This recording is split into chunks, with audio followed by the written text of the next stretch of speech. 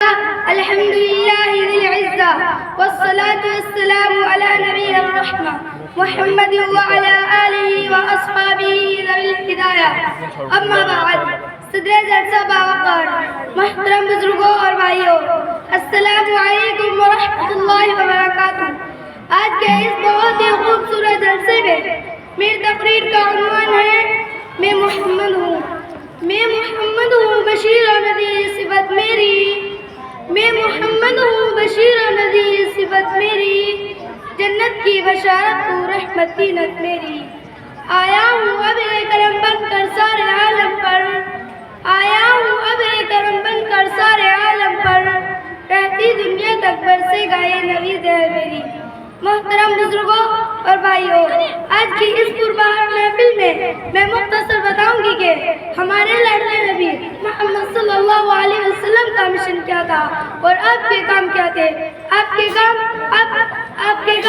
آپ کے نام سے پہچان لیے جاتے تھے۔ آپ صلی اللہ علیہ وسلم محمد تھے، احمد تھے۔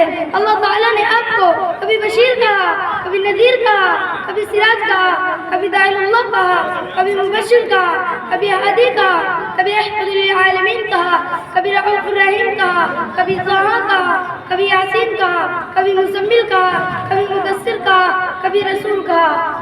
ہاں آپ صلی اللہ علیہ وسلم نبی الرحمہ بھی تھے، نبی التوبہ بھی تھے، نبی الملحمہ بھی تھے، نبی الحمد تھے۔ رحمت آپ کی صفت تھی، احسان آپ کی عادت تھی، انصاف آپ کا شیوا تھا، غمخواری آپ کی کیفیت تھی، غمگساری آپ کی طبیعت تھی۔ انسانیت کے لیے رونا، اٹھنا، آہے بھرنا، دعا کرنا، رات کے گم اندھیروں میں اللہ تعالیٰ کے سامنے راز و نیاز کرنا، دن کے اجالوں میں ہدایت کی چوکھٹ پر لانے کی جد و جہد کرنا آپ کا مشن تھا۔ محترم بزرگوں اور بھائیوں، آؤ آمنہ کے لاڈلے کے مشن کو اپنا مشن بنائے، آؤ عبداللہ کا در یتیم طریقہ اپنا طریقہ بنائے، آؤ مکے کے صادق و امین کی صداقت و امانت کو اپنی زندگی بنائے۔ خدایا ہمیں بھی اسوہ نبی صلی اللہ علیہ وسلم سے کچھ رائے نصیب فرمائے، آمین ثم آمین۔ والسلام علیکم ورحمۃ اللہ وبرکاتہ۔